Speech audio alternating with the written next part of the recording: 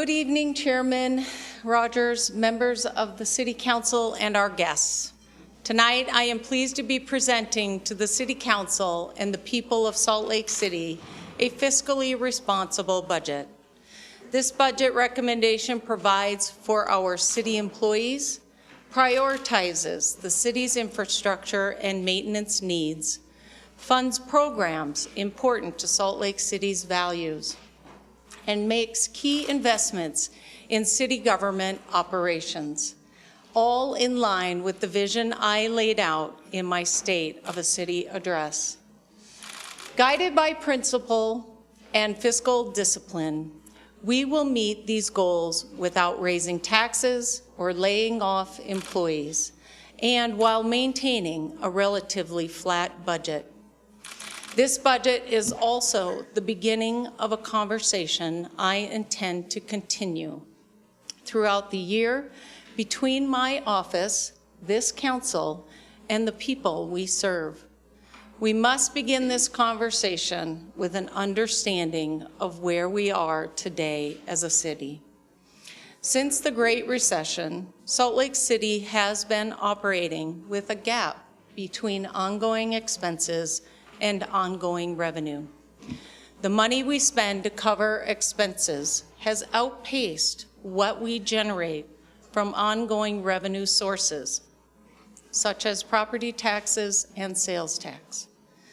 In order to present a balanced budget and to provide services to residents, we are relying on one-time revenue sources to pay for ongoing needs. With a strong economy, we must now work to remedy this situation. Moving away from this model will put Salt Lake City on firmer financial ground and allow us to supplement our rainy day fund to insulate us from any future financial crisis. I am pleased to say that in my recommended budget, we have reduced one-time funds used to balance the budget from a high of $7.7 million last year to $6.7 million this year. While this will be a multi-year effort, this is a step in the right direction. We must also acknowledge other hard truths about the city's budget. Salt Lake City has a number of debt obligations that we should give careful consideration to in this budget and in the future. While Salt Lake City maintains a AAA bond rating, we have, at a fairly regular rate since 1999, issued debt to fund a number of new capital projects. Much of this debt is found and serviced in the city's Capital Improvement Project Fund, or CIP. Beginning in fiscal year 2017, our payments on debt serviced through CIP will nearly double. And the cash available to fund pay-as-you-go projects will drop in half for the next 4 years. CIP has been a great asset to our city, providing for projects ranging from new facilities, park improvements, and to transportation upgrades.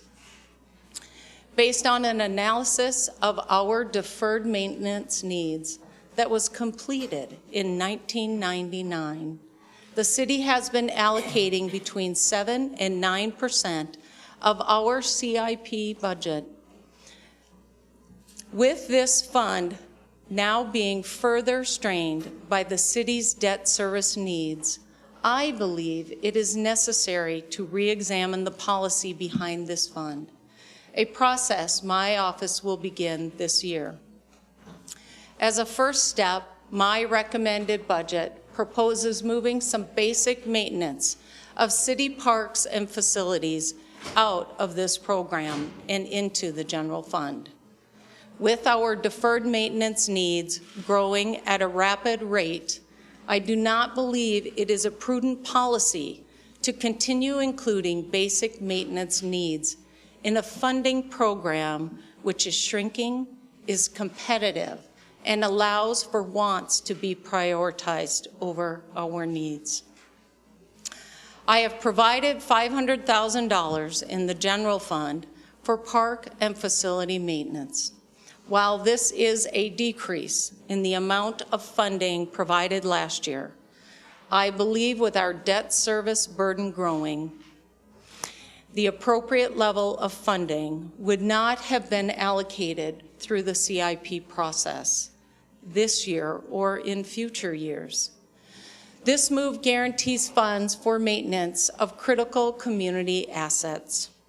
Moving forward, basic maintenance will remain in the general fund, a reminder of our city's obligation to appropriately care for the assets we currently have. To be clear, the debt paid through our general fund is not the only debt this city and its residents are shouldering. Salt Lake City has asked its residents to bond for projects like our public safety building. These bonds approved by voters have allowed the city to borrow against increases in property taxes. The city has also guaranteed debt on behalf of the RDA. City residents have recognized the need for certain large projects. And as city leaders, we must now prioritize caring for the facilities they have generously approved. When we choose to invest, regardless of whether the funding comes from our general fund or through voter-approved bonding, we must also be transparent about future maintenance costs and plan for the future revenue to cover them. And where we make investments matters as well. City residents have known for some time that we must turn our focus to the basics, our needs and not our wants. To focus on storm drains and sewer systems and the roads we use to get to and from our homes and businesses, and on which millions of dollars of goods are carried on a daily basis.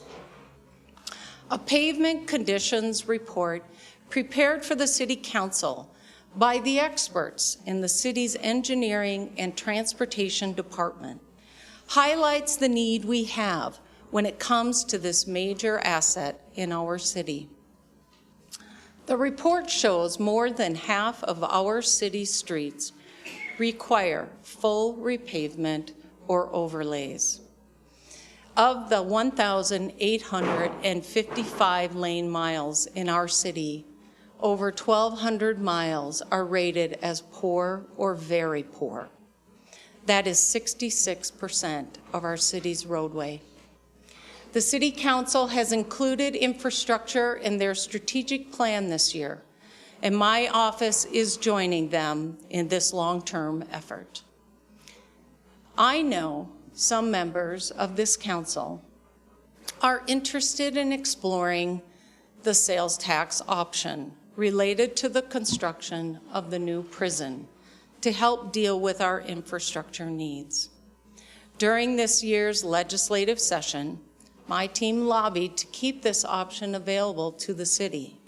However, I am not prepared to utilize this tax this year and would want public input before we moved in that direction. Plus, the city does not currently have a strategic plan to utilize this tax option. And I request we explore every option available to us before we turn to a tax increase. I look forward to working with the council and interested parties to continue finding solutions to our infrastructure funding needs. This year, my proposed budget increases overall road and sidewalk funding by 50%. A large share of this increase comes from a prioritization of roadway projects in the city's west side. The funding for these projects was previously secured from the state, but the money was never utilized, keeping these important projects from moving forward. With our infrastructure in its current state, we must move away from a wait-and-see policy and move forward with basic infrastructure projects we have funding for.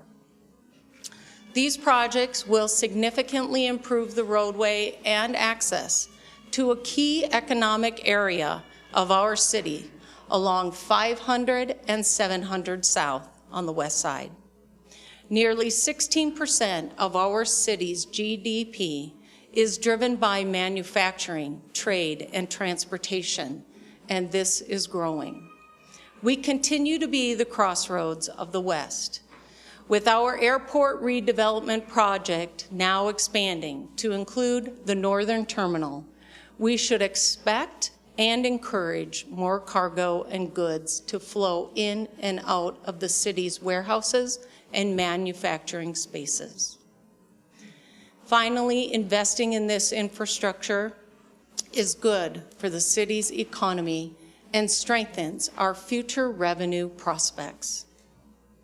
Other road and transportation projects proposed in my budget, including $300,000 in funding for a needed traffic light timing calibration, bus stop improvements, pavement overlays, ADA improvements, and sidewalk rehabilitation will help all of us move around our city more easily. And for some of you who may have encountered difficulty while parking in the city, I am proposing a reprieve or a bit of a pardon. This proposed amnesty program will be available between August and October of this year and will allow for a one-time reduction in unpaid parking tickets in exchange for a donation of cash or canned goods to a local nonprofit. We estimate the average citation will be reduced by approximately $110, and the amnesty program will generate revenue of $320,000, not to mention the resources we will generate for those in need. So if you have outstanding citations issued before July 1st, 2014, consider taking advantage of this proposed program. And if you occasionally make a mistake on a parking meter keypad, I believe you should receive a little help as well.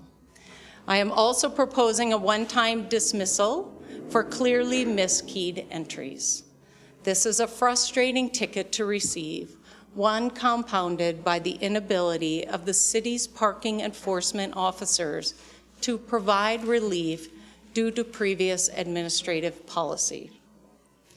This change will cost us approximately $60,000, but is in line with our desire to be a welcoming and accessible city.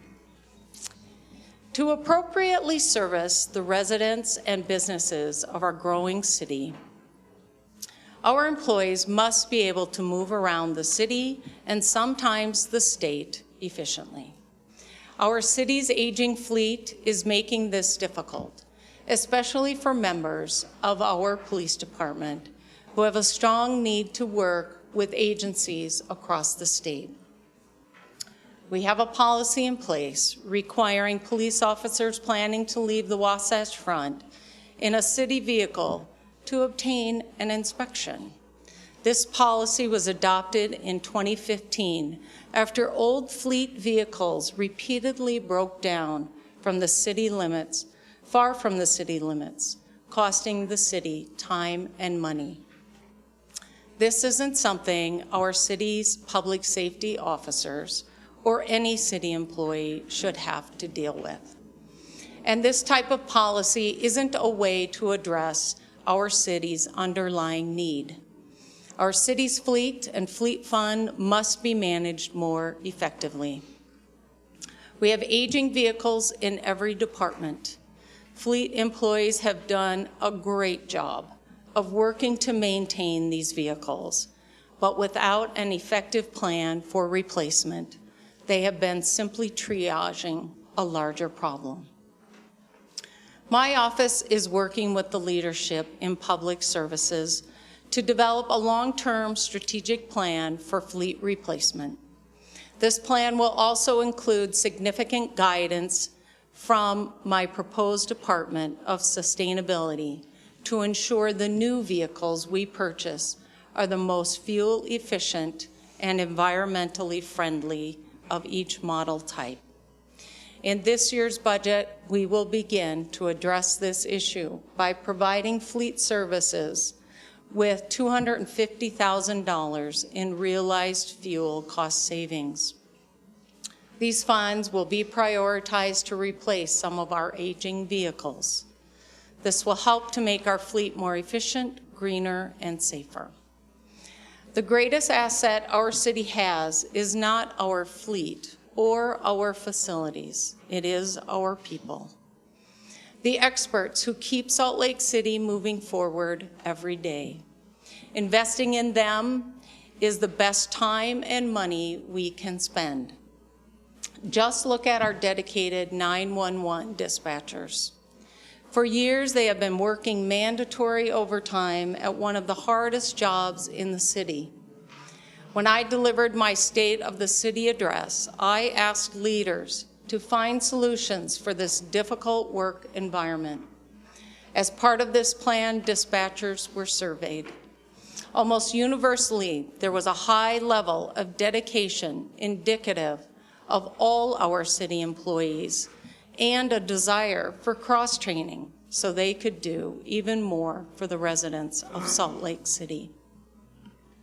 I am happy to say we have already taken steps to resolve the staffing issue, and I thank the City Council for helping to make this a reality by approving our budget amendment requested for 10 new dispatchers, a change I have also included in this budget. The dispatchers have also been working with leaders to develop a long-term plan, and I am grateful for their tireless efforts. This budget reflects my continuing effort to empower employees at all levels and to ensure Salt Lake City is an equitable, respectful, and safe place to work. First, I am proposing a 1.25% increase in salary for all non-represented employees. We are continuing our negotiations with our represented employees, and I am hopeful we will reach an agreement over the next few weeks. To build equity, we have also identified a number of employees who are not currently being paid at market rate. These city employees will receive a larger pay increase to bring them to market rate, along with the universal increase other employees are receiving. Our city health care benefits will be expanded to cover new treatments and services, such as additional therapy hours for autism. We will also, once again, front-load employee health savings accounts to help plan for and deal with deductibles and other expenses. I am also allocating funding to begin implementing the employee university system I spoke about in my State of the City address. The Human Resources team has identified a learning management system which will give city employees access to thousands of trainings. These trainings range from very technical to mandatory types, such as the harassment training all employees are required to take. Employees will be able to improve their skills, learn new and efficient techniques, and city managers will be able to universally encourage and track professional development. Currently, several trainings are required by city policy and state statute, including sexual harassment training for all and drug and alcohol awareness training for those operating machinery in our city. Right now, our human resource staff has no way of tracking these trainings. This system will help us stay in compliance with the city's policies and state statutes that we must follow. I am also proposing to fund 2 new positions, including a gang intervention case manager with the police department, and permanently fund the diversity outreach specialist with the fire department. These are 2 critical roles that have been identified within public safety. Because of our shared goals to address homelessness, I am continuing to fund the city's host social worker program by maintaining positions which were vacant last year, but will be utilized as we carefully and deliberately grow this program.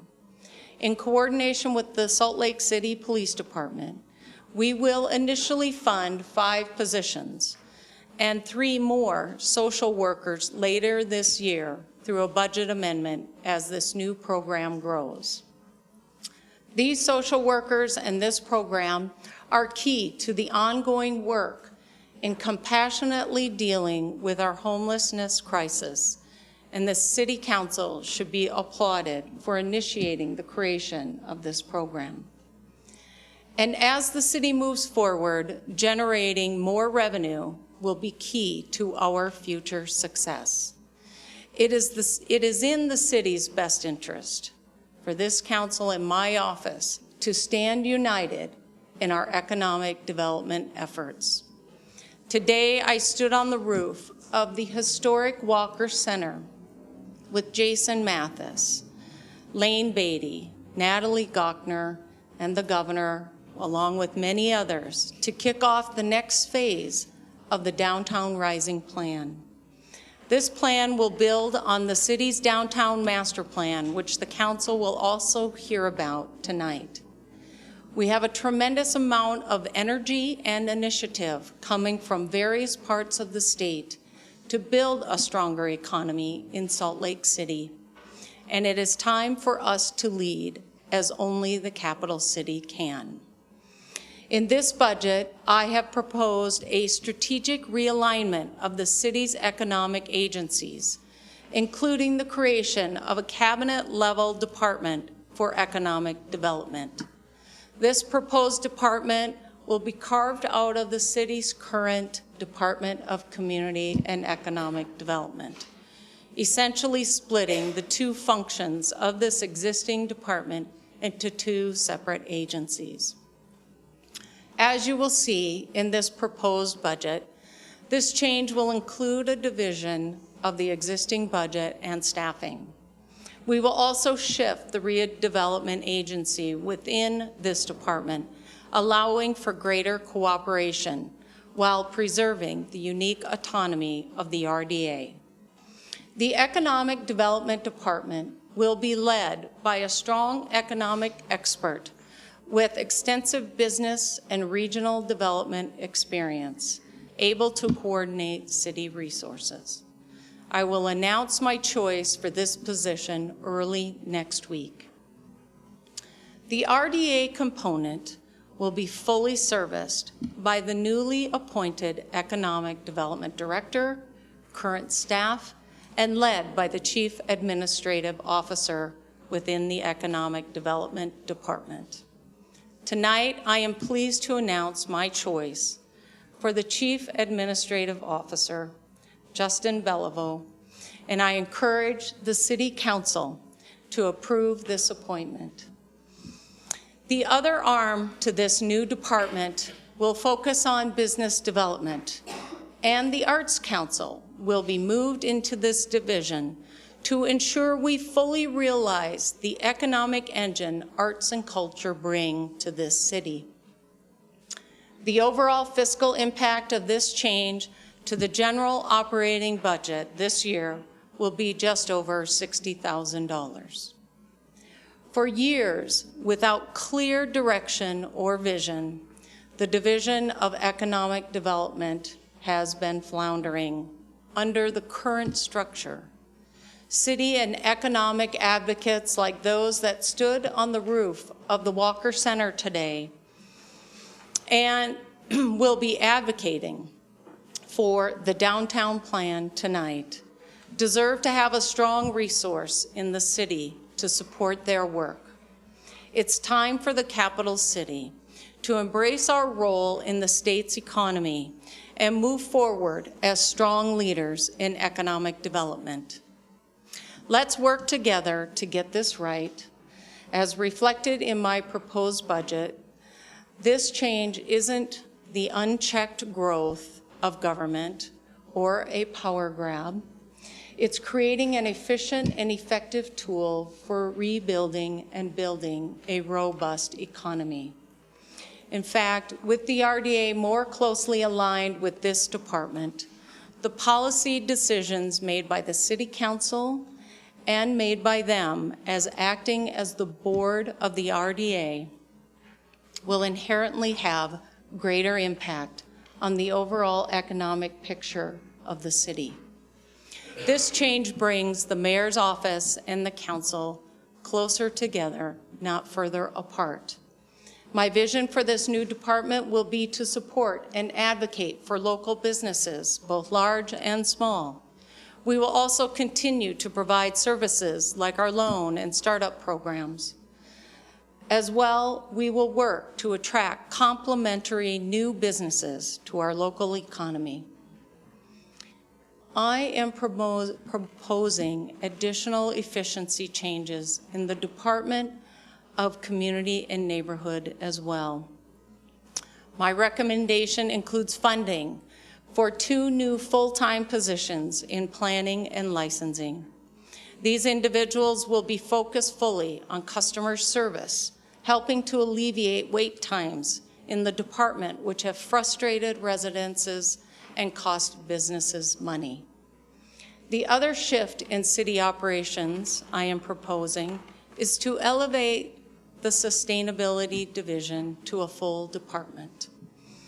Our natural resources and the quality of the air we breathe are top priorities for Salt Lake City residents. Because the Office of Sustainability is appropriately staffed and financed by the city's Refuse Enterprise Fund, this change will have limited impact on the general fund. However, I am proposing the suspension of the city's solar permit fee.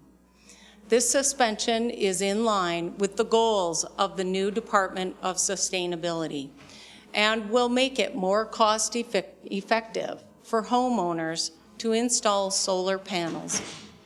This loss of revenue from the fee will be offset by a transfer from the energy and environment portion of the refuse fund.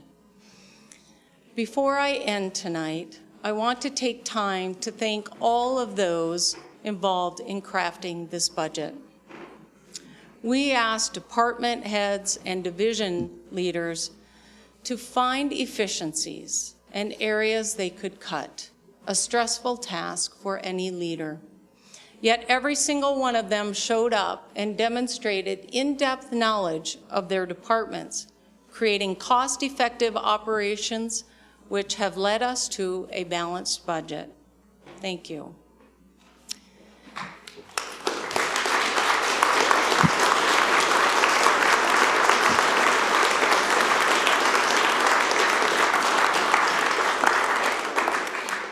And to our finance experts, many of whom are here this evening, I want to express my gratitude for your expertise and candor through this process. Gina Chamness, our finance director, John Voigt, our budget manager, Marina Scott, our city treasurer, and Mary Beth Thompson, our director of financial operations, along with their analysts, worked hand in hand with me to create this fiscally responsible budget. Your advice was not colored by politics, only the interest of sound financial policies for the city we serve, and I thank you.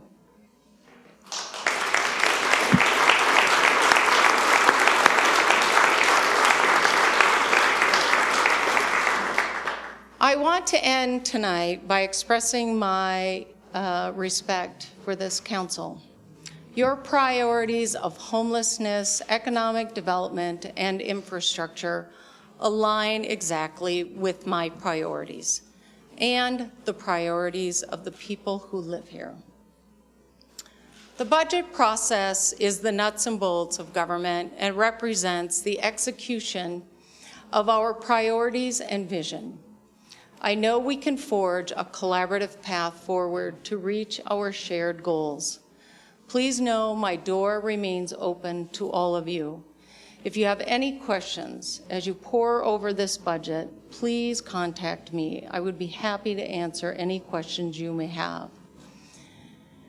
Before you is a fiscally responsible budget which cares for our city employees, begins to address long-term problems, and finds funding for programs important to the identity of our city, a city for everyone. I respectfully request your thoughtful attention to my recommendations and look forward to future discussions with each of you. Thank you.